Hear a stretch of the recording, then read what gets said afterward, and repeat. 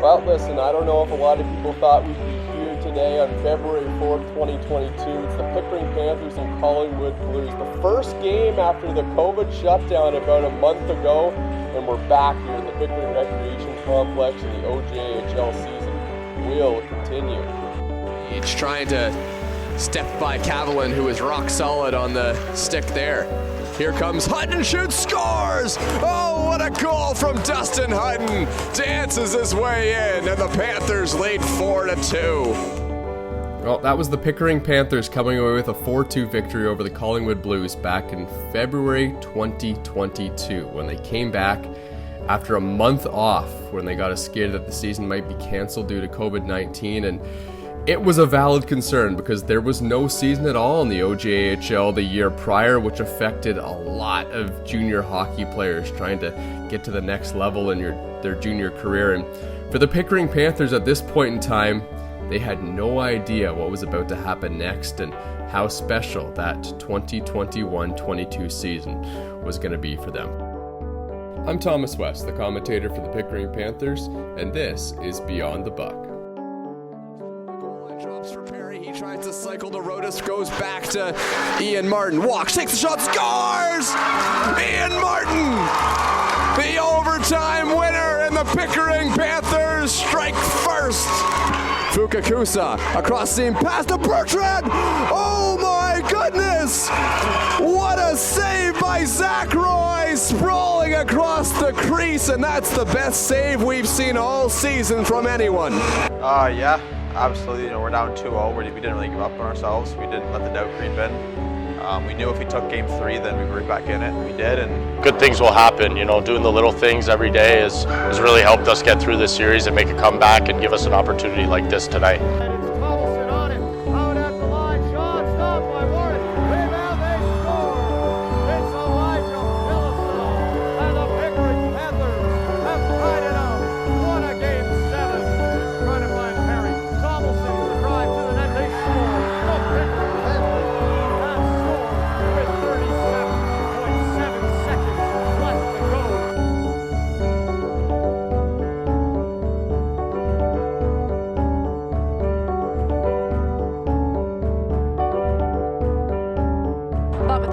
Going into another lockdown and not deeming the OJHL as elite, his season as well as a number of his teammates' futures are in question. Yeah, it was really tough. It was hard because nobody really knew what was going on, right? Like it was kind of like every month they were like, "Oh, we're gonna get back started up here soon. We're gonna get back started up here soon. Everybody stay ready." And it was kind of like an ongoing cycle where it would get better, and then it would get better, and it would get way worse. But then it also made it way worse when they eventually were like, yeah, well, guess what? You can't be in a room with more than 5 people. Yeah, it was definitely tough. COVID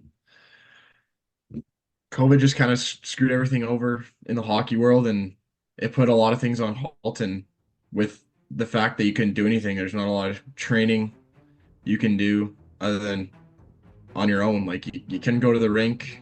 You couldn't skate. You couldn't do anything to pretty much develop your on-ice skills as a hockey player. So it almost felt like a setback to most kids, and to me, it felt like a little bit of a setback too. But that was the voice of Cael Cavallin and Ryan Johnstone. Cael Cavallin was a defenseman that was nearing the end of his junior hockey career, but really wanted to get those last few years of junior hockey in. And for Ryan Johnstone, he was completely at the other end of the spectrum. He was playing his first year of junior hockey, but wasn't even with the Pickering Panthers yet. He was still playing U18 hockey with the Ajax Pickering Raiders. So when the OJHL went on pause on January 1st, there was a lot of uncertainty around OJHL players. Now, it's important to have some context on why this season in the Ontario Junior Hockey League would have been so devastating had it been shut down for the Pickering Panthers. One, the Pickering Panthers thought they could win a Buckland Cup. At what point in this season did you say, we want to really go for it and go out and get all these guys? I think it was about September 1st. Gonna be honest. You know what? We knew that, coming out of the COVID season last year, not playing, we just wanted to have a really fun, exciting year here in Pickering. They were all in. Lots of big additions from the Ontario Hockey League and experienced players in the OJHL that got added to this Panther team. But on a second level, there were a lot of overagers. Now, in junior hockey, the oldest you can be is 20 years old. This season, that happened to be players born in 2001. At this time, the Pickering Panthers had 8 players born in 2001, a huge portion of the roster. In fact, 8 overagers is the most you can put on the ice in any game in the Ontario Junior Hockey League. So there were 8 players at this time looking at this shutdown and saying, this could end my junior hockey career. Luckily, on February 4th, 2022, the OJHL got back underway, and the Pickering Panthers took the ice for the first time in over a month to take on the Collingwood Blues. Piper lost the puck. And here come the Panthers. A shot, scores!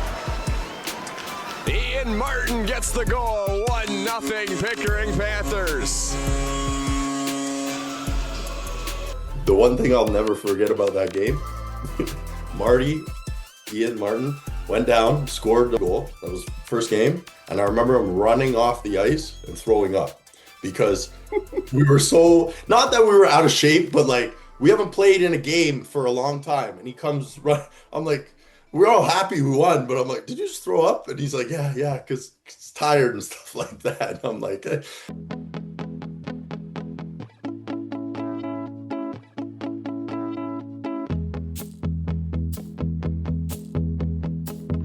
All right, joined now by Matthew Altomare, the Pickering kid. Matthew, how you doing? Very good, very good. Long time since we've done one of these things, so it's been good to be back. Yeah, man, it's good to see you again. I know playing for the Pickering Panthers was something extra special for you, right? Like, you were a guy born in Pickering, and I know we've talked about this before, but everything that happened with this team this year, or in this 21-22 season, must have been extra special for you, just being a local kid. Oh yeah, it was a fun ride. Like, honestly, my best year of hockey, top. Like, and I mean, you can ask a lot of the guys on the team. Like, we get together with some of the old guys too. Like this summer, for instance, like me, Marty, Perry, we get together, have a few pops and stuff like that, and we'll talk about it. And it's like, you know what I mean? Just all the memories and stuff like that. It was a great time, and probably a lot of our best year of hockey. So it's good year.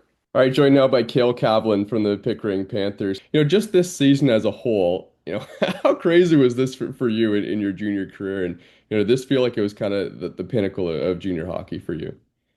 I mean, yeah, considering I wasn't in Pickering to begin the season. That season actually ended up being quite a whirlwind for me. I think I started in Aurora at the beginning of the year, and then ended up in Stouffville for I think 20 games, and we won 2 games and out of 20. I was looking for something else, and I ended up getting picked up by Pickering, and then I guess the rest is history. Like, did I ever get lucky or what? Yeah, you sure did. I texted up the Stouffville manager at the time, and I went up, had a meeting with him. Basically didn't see eye to eye or whatever, and I ended up not pursuing there. I gave Rob a text and said, hey man, like, I can come back to Pickering. I know you guys have a good organization there still, and I know I want to be something like, it was going to be a special group. I know a lot of guys that were owned by them at the time, right? Like Marty and stuff was still there. And I just gave him a text, and he's like, let's do this. Rico was there too, and they knew my personality and what I could bring to the team, and that kind of went on from there. Yeah, so I remember when I was talking to you 4 years ago, you said that you had skated 4 times over the summer coming into the Pickering Panthers. Yeah. Were you fully bought in yet when that Panthers team started, or did it take a while to kind of realize, I still got this? I always had confidence in myself. But I went into that season, and like I told you before, just like I had a conversation with my pops, and I'm like, because of COVID, and my dad and I were always close throughout my hockey, and I'm like, I'm gonna play again. And he's like, yeah, do you know what? Just go into it, have fun, make the best out of your last year. Because I thought it was after junior, I thought, no more hockey after that. Just, go in, play it out, do the best I can, and try and help them win, right? That was pretty much it. So safe to say you're glad you decided to come back. absolutely, that was crazy. Like it was awesome. It was awesome. So no matter what, this was going to be the last season of junior hockey for Matthew Altomare, playing on a special team, his hometown team in Pickering, a team that he's played so long for, and an organization that he grew up playing in as well. So thank goodness the OJHL ended up coming back, because that would have really sucked if that was the way your junior career ended. Now, Cael Cavallin, who also happened to be Matthew Altomare's defense partner, and strangely enough, they both happened to come from Stouffville either the season prior at the beginning of the year or mid-season, like Cael Cavallin's about to talk about right now. And it was especially weird this year for Cael, because he had just got traded to the Pickering Panthers, and then all of a sudden, before he can get to know any of his new teammates, the season gets shut down for a month. So this happened again the next season. Luckily, the season didn't get taken away, but I'm just kind of wondering, you guys as a team and you personally, at the beginning of January when you knew the shutdown was going to happen, were you guys worried the whole season was going to get canceled, or, what were you guys thinking when that happened? Yeah, that was it was a weird season, because I remember the first half there was no issues. We just had to do the sign-ins every day, the vaccine passports, and then it was actually really weird for me because that shutdown happened like a day and a half after I got traded to Pickering. So I got traded, played the night I got traded. We went off for Christmas break, and then there was the massive layoff. Yeah. So it was weird. That was weird for me in the sense where I was kind of on a new team and I didn't really know anybody. And so I played and didn't know anybody. Played against Stouffville actually that first game. And then didn't have hockey for like a month. And then everybody's like, oh yeah, well, it might be done. Remember having a Zoom meeting with Rob and everybody, and he's like, oh, listen, the OJ is proposing two different paths for us. Like there's two different options where it was we could have done like an abbreviated playoffs and then still had the Buckland Cup and all that stuff and then the national championship, or we could have just done like 4 rounds of 7 for the OJ. Essentially, that was kind of the two options. So let's flash you forward through this OJHL season for Pickering, because to be honest, they were dominant. They looked like the best team in the Ontario Junior Hockey League, hands down, except for maybe the Toronto Junior Canadiens. But we'll get to that later. First, the Panthers had a couple goals. One, they wanted to break the all-time franchise record for points in a single season by a Pickering Panther team. And they did that. Sends it off for Dustin Hutton. Hutton loses it. Partridge holds on to it. Now back to the point. Tomlinson takes the shot, scores! And we have a new single-season points record of 75 as history is made tonight at the Pickering Recreation Complex. Secondly, they wanted to win the North Division. They also did that. And then their final goal was to have the most points out of any team in the Ontario Junior Hockey League. And at the very end of the season, the Toronto Junior Canadiens and Pickering Panthers were tied, each with 1 game apiece. The Junior Canadiens in their last game of the season lost. A 1-0 loss, which meant that the Pickering Panthers, playing a not very good Georgetown Raider team, had a chance to have the most points out of any team in the OJHL and have home ice advantage all the way through the playoffs. Regular season finale for the Pickering Panthers and Zach Roy taking on Sebastian Labora and the Georgetown Raiders. A Pickering win and they'll clinch top spot in the league. Under a minute to go, the puck is up. Brendan Tomlinson reaches for it, can't knock it down cleanly, and Owen Holmes bats the puck past Roy. It's a moment in time Pickering would like to have back. Roy most likely would have been able to make a clean catch and hold that one for a whistle. The Panthers need a goal in a hurry and another in overtime to take top spot, but Chris Ishmael will squash that dream with an open net goal to make it 3-1, and that is the final. Did that kind of have any impact on you guys? Or, I know that wasn't the way you guys wanted to finish that season. Yeah. It was tough. It was tough after the game too. I know we could kind of were chirping them across the hall at the end, and I think I had to like pull LJ. I think that was the game where LJ almost friggin' ran down the hall and kicked the crap out of half the team too. But yeah, it was tough, but I mean, we're a bunch of overage guys in the room too. We had a big older presence in the room, so we were able to bounce back right before the playoffs pretty quick. And we focused our attention right on Stouffville. We kind of threw that in the back burner. Yeah, we might have overlooked Georgetown going into that game, but for the most part, like short memory, like goldfish, throw it right out and just get right back to work. So Yeah, I think that, well, I guess we were like, I guess still confident in ourselves, but it was kind of a bummer. Like, I guess that our culmination was to break that point record, right? And then it was kind of like, oh yeah, this is nice. And then I guess probably let our foot off the gas a little bit and got a little bit, complacent, I guess. But I do remember that, and I think that everybody was very happy that we lost to Georgetown that game for sure. So, not an ideal situation for the Pickering Panthers, but no harm, no foul. They're still going into the playoffs, the second best team in the OJHL, and they had home ice advantage against the Stouffville Spirit for round 1 of this best of 3 series in the OJHL. You heard Matthew Altomare and Cael Cavallin talk earlier about the abbreviated playoffs that were going to happen this year in the OJHL, which meant they had a full regular season, but a 3-game series to start things out against the Stouffville Spirit. Christos Rodas in the first period tied things up in Game 1 at the Pickering Recreation Complex, and then Matthew Altomare had his moment. Cody Tyson actually shouldered the majority of the games this year for them, but here's a shot for the point, scores, and it's the Pickering, Ontario native Matthew Altomare who gives them a... After that goal by Matthew Altomare to make it 2-1, Jacob Roach would end up scoring for the Stouffville Spirit to tie things 2-2, but then Dustin Hutton and Lucas Rowe added tallies. That made it 4-2. And the Panthers won this game by 2 goals, but it could have been a lot more. Listen to the shots on goal.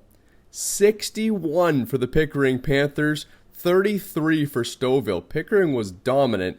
They had a lot of confidence coming out of this game, but in Game 2, Pickering Panthers hit a little bit of a bump in the road. I wasn't feeling very good. I think I was -3. That was not a very good game for me. I think they scored. I think they scored their first. Like I started the game, and I think they scored the first shift, and I was like, "Oh my God, there's no way." So Pickering trying to control it. Cutler fires it down in the corner, working the cycle game. Eware chases it down, intercepted. Again, intercepted by Cutler. Quick hands and all alone. Cutler moves left, right, scores! There you go. Not even a minute in, Stouffville jumps all over it. Cutler intercepts a clearing attempt, goes in all alone. Few sweet little moves on Roy and buries it. Stouffville's up 1-0. Yeah. So, on this shift, Cael Cavallin was out there with his defense partner, Matthew Altomare, and it was a pretty bad start to the game for the Pickering Panthers. So, just to give you some context here, I'm watching this clip as I talk to you right now. Lucas Lapalme, one of the forwards for the Pickering Panthers, turned the puck over in his own zone. Like, he passed, I think he was looking for Ben Pickle, didn't find him at all, completely turned the puck over to the Stouffville Spirit player. To make matters worse, there was 2 things. One, Cael Cavallin was going back to the bench because he thought the Pickering Panthers were going to get the puck out. And then Matthew Altomare, who was the defenseman, crashed into Ethan Lindsay, and it was a breakaway for the Spirit. Not good. And remember, this is a 3-game series, so if Pickering were to lose this game, that means it's a do-or-die game at home for the second best team that was way better than the Stouffville Spirit in the regular season. This could not have been a worse start. Intercepted there again. Roach and Russell causing some problems. Looking out to the point. Nadeau puts it on net. Tip there. Front scores! Oh, unfortunate for Pickering. Can't help him on that tip. Whitson picks that one up in his feet. Whitson over the blue line. Whitson sidesteps his man. Scores! Whitson What a shot! Sidesteps his man, Martin, and snaps it in the goal, making it 5-1. And this place erupts. The kids are loving it. Do you remember what happened in game 2? I do. Game two was fun. For the third period, I think we were down, what was it, 5-1? Yep. And Rob came in, and honestly, he didn't yell. He wasn't mad. He kind of just said, like, I think what he said was like, you guys better fucking show up tomorrow. Right? Or we're going home. Like, it doesn't matter everything that we did. but like deep down, he's like, what the hell are these guys that, like, we had them. Like, we were a better team than Stouffville, and they knew it too. Like, and they were just kind of like shocked that they were probably up, you know what I mean? In my opinion, if I was Stouffville, I would be like, holy crap, we have Pickering on the ropes here. And then like I think Josh Simpson went down and scored like the first shift. Went down and just like ripped. And he hadn't scored in like forever. All the way down in, just gets no call. Simpson down the wing, scores! Simpson, quick snapper. Beast bomber, glove side. And Pickering's right back in this thing. Now it's 5-2, 17-27. Lots of hockey left. Swats it up and out of the zone. Pickering Altomare keeps that in. Picked in front. Loose, they score! Loose in front. LeBaum's put that one in. It was bouncing around. Centering pass still comes out. Altomare looking, shoots, scores! And there you have it. Pickering's right back in his hockey game, 4-5. And here comes Martin, flying down the left side. He centers it to Partridge. Partridge over, scores to Hutton. What a goal. What puck movement. Partridge to Hutton. Hutton puts it back net, and they've tied this game back up. With 4 minutes and 58 seconds, it is a 5-5 hockey game. Hutton chases that down. Loses his stick. Hutton all the way around. Hutton shoots, turns, scores! And that does it. Pickering Panthers defeat the Stouffville Spirit in overtime.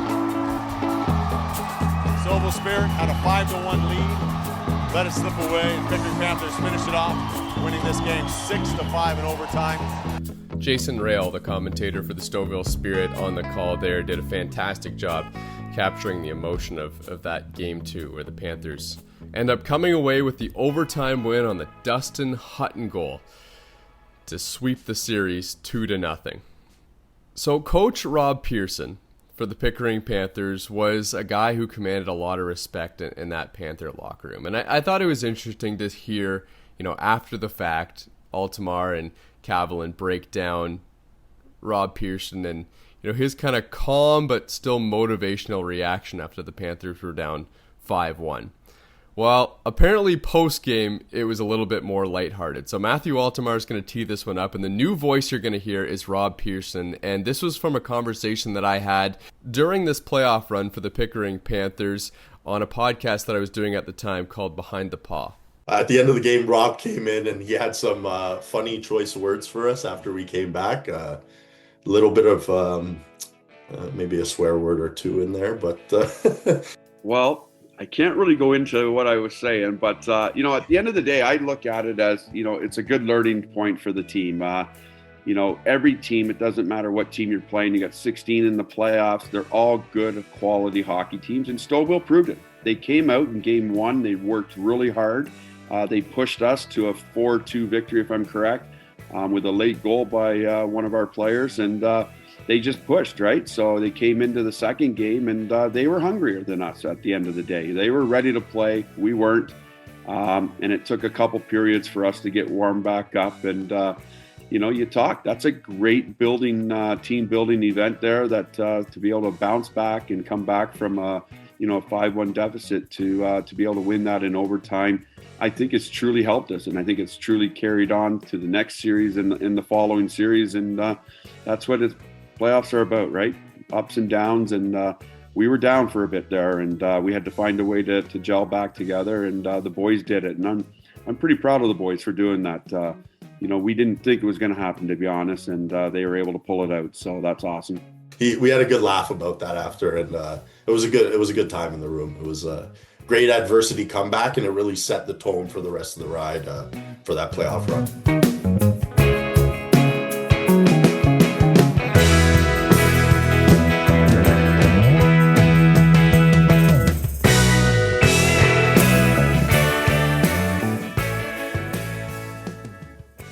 Well, thanks for tuning in to the first episode of Beyond the Buck, and if you enjoyed listening on whatever platform you're listening right now, stay tuned because there is more coming. Like, we are just scratching the surface of what was an unbelievable story that this Pickering Panther team went through.